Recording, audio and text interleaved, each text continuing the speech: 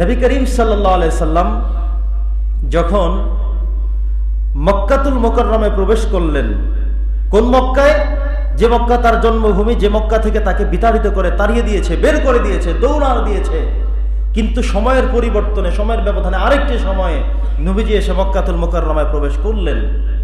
করার পরে তিনি দেখলেন আজকে সব তার পক্ষে, সব মানুষ তার পক্ষে, আজকে ইসলামের গণজোয়ার।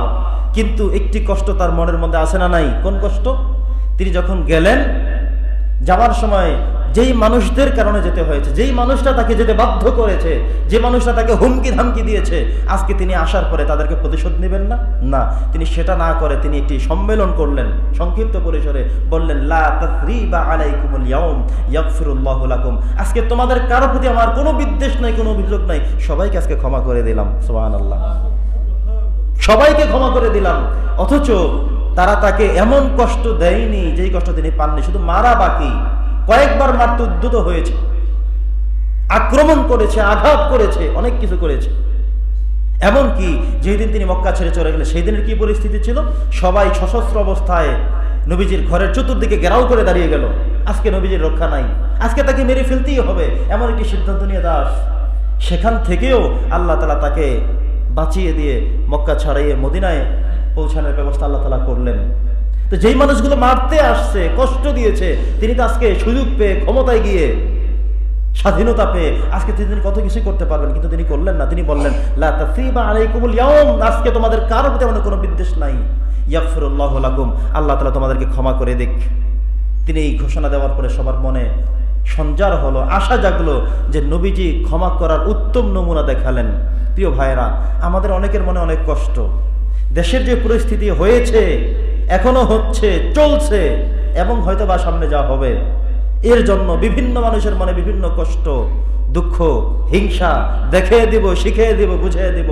এই হিংসাগুলো আমাদের কমানো দরকার, ক্ষমা করার অভিপ্রায় থাকা দরকার। একজনে জুলুম করেছে তাই আমিও জুলুম করব, আমার প্রতি জুলুম হয়েছে আমি আবার সুযোগ পেলে করব। এই জাতীয় হিংসাগুলো আমাদের দেশকে তিলে তিলে ধ্বংস করে দিচ্ছে, ঠিক কিনা বলেন? ধ্বংস করে দিচ্ছে, শেষ করে দিচ্ছে। আমাদের দেশটা একটা অবস্থা চলেই আসছিল, এরপরে আবারও নতুন করে আবারও কেন শুরু হলো তার কারণও আপনারা জানেন।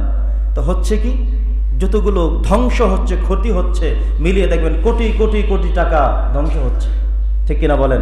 আবার যদি নতুন করে কেউ এবার হিংসা লালন করে রাখেন, আমরা যখন আবার আসবো 30 বছর পরে, 40 বছর পরে, হয়তো কোনো সময়, তখন আবার এভাবে করব।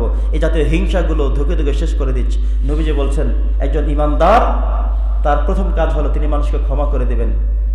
হিংসার কোনো কাজ কখনোই ভালো না, হিংসার রাজনীতিও ভালো না, হিংসা বিদ্বেষ কাছাকাছি মানুষ, এটা কখনোই মানুষের সুখ বহন করে আনতে পারে না, কোরআন সুন্নাহ বলে। অতএব হিংসা নয়, মানুষকে ক্ষমা করে দেবারই বড় একটি বিষয় আমাদেরকে চেষ্টা করতে হবে। 3 নম্বর ফর্মুলা হলো অন্যকে সুখী করার চেষ্টা করা। আমাদেরকে সুখে থাকতে হলে অন্যকে সুখী করার চেষ্টাও করতে হবে। ধরুন একজন অসহায় মানুষ কিন্তু অসুস্থ, অর্থের অভাবে, টাকার অভাবে ঔষধ কিনতে পারে না, ভালো খেতে পারে না, আপনি তার প্রতি সহায় হন। সে আপনাকে কখনো করবে এই চিন্তায় না, এই চিন্তা তো প্রশ্নই আসতে পারে না। একজন ভিক্ষুক মানুষ, একজন অসহায় মানুষ, অ্যাক্সিডেন্ট করেছেন, ব্যথা পেয়েছেন, তাকে কিছু কিনে দিলে সে আবার একদিন দিতে পারবে, এই চিন্তা তো না। আপনি আল্লাহর জন্যই করেন, মানুষকে সুখী করার চেষ্টা করেন। একজন মানুষ অসুস্থ, একজন মানুষ কষ্টে আছে, দুঃখে আছে, তিনি যেভাবে ভালো থাকবেন, সুস্থ থাকবেন, এমন একটু চিন্তা আপনি করেন, এমন একটু কাজ আপনি করেন, এমন একটু অর্থ আপনি ব্যয় করেন, তাহলে আবার আপনার সুখ এর সময়ও স্বয়ং আল্লাহ তাআলা নিজে লক্ষ্য রাখবেন। সুবহানাল্লাহ পড়েন। আল্লাহ তাআলা যখন কারো দিকে তাকাবেন, চাইবেন, এরপরে আমাদের আর কোনো নতুন করে কিছু চাওয়ার পাওয়ার থাকতে পারে না। প্রিয় সুধী, আমরা যদি কখনো কাউকে দান করি, এমন নেগেটিভলি চিন্তা যেন কারো না থাকে যে আমি আজকে দিলাম, উনি আবার আমাকে আরেকদিন দিবেন। আমি আজকে তাকে চা খাওয়ালাম, আরেকদিন তিনি আমাকে খাওয়াবেন। আমি আজকে দাওয়াত করে তাকে বাড়িতে এনে হাঁস খাওয়ালাম, 2 দিন পরে তিনি আবার আমাকে খাওয়াতে হবে। আমার ছেলের বিয়েতে তাকে আমি দাওয়াত করে খাওয়ালাম, তার ছেলের বিয়েতে আমাকে আবার খাওয়াতে হবে। এরকম চিন্তা যদি কখনো আপনি করেন, তাহলে জীবনে কখনো আপনি সুখী হতে পারবেন না। কারণ উনি কোনো কারণে অনুষ্ঠান করতেই পারলেন না ছেলের বিয়েতে, অথবা ছেলে নিজের বিয়ে নিজে করে ফেললো। এখন আপনার যে চিন্তা, টেন্ডেন্সি, হিংসা ভিতরে আছে যে তারে খাওয়াইছি, সেও খাওয়াতে হবে, আপনি তখন খেতে পারলেন না। এখন কি করবেন? আপনার হিংসা, কষ্ট, আমি খেতে পারলাম না, আমি চা খাওয়াইলাম, আমাকে খাওয়াইলো না, আমাকে সাধলো না, এভাবে করা যাবে না। যা কিছুই করবেন কার জন্যে? আল্লাহর জন্য করবেন। একজন ইমানদার ভাইকে চা খাওয়িয়েছেন, নিয়ত শুধু আল্লাহর জন্যই করেন। একজন নামাজি মানুষ, একজন হনেস্ট মানুষ, একজন সামাজিক মানুষ, একজন ভদ্র মানুষ, তাকে ভালোবেসে আমি 1 কাপ চা খাওয়ালাম, 10 টাকা বিল দিলাম, 20 টাকা বিল দিলাম, ব্যাস আল্লাহর কাছেই পেয়ে যাবেন। আর দেওয়ার সময় যদি চিন্তা করেন আরেকদিন আবার আমাকে খাওয়াবে, তাহলে আপনি সওয়াবও পেলেন না, হিংসা মন থেকে আর গেল না। আরেকজনকে সুখী করার চেষ্টা করতে হবে। কি করতে হবে? আমার কোনো ভাই যদি সুখে থাকে, হাসি দেয়, সেই হাসি যেন আমারটাও হয়ে যায়। নবীজি ঈদের দিন তো এটাই করেছেন। একা একা আনন্দ শেষ করেননি, বরং ঈদগাহ থেকে ফেরার পথে তিনি অন্য রাস্তায় রওনা করলেন। একজন বাচ্চা ইয়াতিম শিশুর কান্না দেখে তিনি তার মুখে হাসি ফোটাবার চেষ্টা করলেন। এটা ইসলাম শিক্ষা দেয়। একজনে কাঁদে, একজনে অসুস্থ, একজনে ভুক্তভোগী, আপনি তার পাশে দাঁড়ান, তাকে সাপোর্ট করেন, তার সহযোদ্ধা হন, তার সহযোগী হন। যেভাবে আপনি করতে পারলে স্বয়ং আল্লাহ আপনাকে সাহায্য করবে। আমরা সব সময় মানুষের উপকার করবো কিসের জন্য? আল্লাহর জন্য। আমরা মানুষকে হাসি ফুটাবো, আমরা মানুষের উপকার করব, একটাই শুধু উদ্দেশ্য থাকবে, সেটা কি? আল্লাহর সন্তুষ্টি। কার সন্তুষ্টি? আল্লাহর সন্তুষ্টি থাকতে হবে চিন্তা। অন্য কোনো চিন্তা কখনো আপনি কামনা করলে আপনি বিজয় লাভ করতে পারবেন না, ভালো হতে পারবেন না।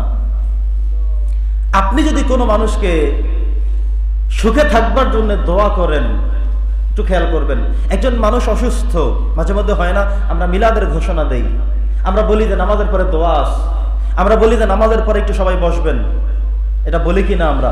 এমন হয় না অনেক সময় নামাজের পরে দোয়া থাকে কোনো মৃত ব্যক্তির জন্য, কোনো অসুস্থ মানুষের জন্য থাকে। তো এখন আপনি যদি চিন্তা করেন কি আর খাওয়াবে, কি আর দেবে, আমার তো আর দোয়া না, আমি চলে গেলাম, এটা করবেন না। আপনি যদি আরেকজন ভাইয়ের জন্য দোয়া করতে বসেন, আচ্ছা আমরা কি শুধুমাত্র তার কথাই বারবার বলি? না, বরং যতগুলো মানুষ হাত তুললো আমরা সবার জন্যই তো দোয়া করি, সবাই তো আমিন বলি। আমরা তো এটাও বলি আল্লাহ যারা হাত তুলছে আমাদের আব্বা আম্মা সবাইকে মাফ করো, বলা হয় না? তার মানে হলো একটা ওসিলায় আপনার বাবা মার জন্য তো দোয়া করা হলো, তা আপনি বসবেন না কেন? আর একজন মানুষ যদি নিঃস্বার্থভাবে আল্লাহর কাছে বলে আল্লাহ তুমি এই মানুষটাকে ভালো করে দাও, ফেরেশতারা উল্টা দোয়া করেন যে আল্লাহ এই লোকটা নিজেই অসুস্থ, আগে তাকে সুস্থ করো, পরে অমুককে সুস্থ করো। সুবহানাল্লাহ পড়েন। তার মানে হলো দোয়া করলে লাভ না ক্ষতি? লাভ। আপনি কোনো মানুষের জন্য দোয়া করলেন, দোয়া করার সাথে সাথে ফেরেশতারা বলে আল্লাহ এই লোকটার জীবনে কোনো এমন কষ্ট আছে কিনা আগে সেটা লাঘব করো, তারপরে সেই ভাইয়ের জন্য পৌঁছাও। আমরা মনে করি আরেকজনের জন্য দোয়া করছে আমার হয় নাই, এটা না, এটা কখনোই বলবেন না, কখনোই মনে করবেন না। একজন ভাই অসুস্থ, আপনার বাড়ির পাশে অ্যাক্সিডেন্ট করছে, সাথে সাথে পড়েন না ইন্না লিল্লাহি ওয়া ইন্না ইলাইহি রাজিউন, সাথে সাথে দোয়া করে যে আল্লাহ তাকে তুমি সুস্থ করে দাও। গুনাহ হবে বললে? বরং কি আসছে হাদিসে, ফেরেশতারা আপনার জন্য উল্টা আবার দোয়া করে যে আল্লাহ যেই লোকটা তার অপর ভাইয়ের জন্য শুধু শুধু দোয়া করলো, আল্লাহ এই লোকটাকে তুমি আগে সুস্থ করো, পরে তাকে সুস্থ করো। তাহলে দোয়া করলে লাভ না ক্ষতি? অপরের কল্যাণ কামনা করলে আমার কি লাভ হবে না ক্ষতি হবে? লাভ হবে। তাহলে আমরা সব সময় অপর ভাইদের, অপর মানুষকে কিভাবে সুখে রাখা যায়, শান্তিতে রাখা যায়, ভালো রাখা যায়, ভালো থাকবে, সেজন্য চেষ্টা করতে হবে, দোয়া করতে হবে। কার কাছে? আল্লাহর কাছে।